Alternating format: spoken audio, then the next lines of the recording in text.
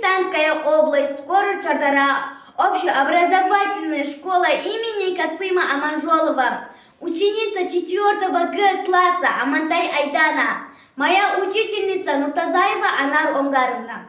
Стихотворение Мукагали Макатаева «Три счастья». Первое счастье мое – это мой народ. Если он есть, значит живу и я. Ему отдаю стихов своих сотовый мед. Дороже золота – это светлая радость моя.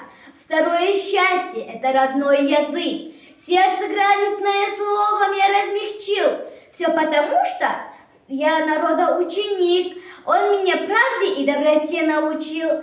Третье счастье – Родина мает. Кто-то за что стоит за Родину я? Разве погасший очаг может вновь запылать? Друг, приходи, возьми огонь у меня. Три счастья моих на ладони лежит. Кто может сравниться со мной, поди разузнай.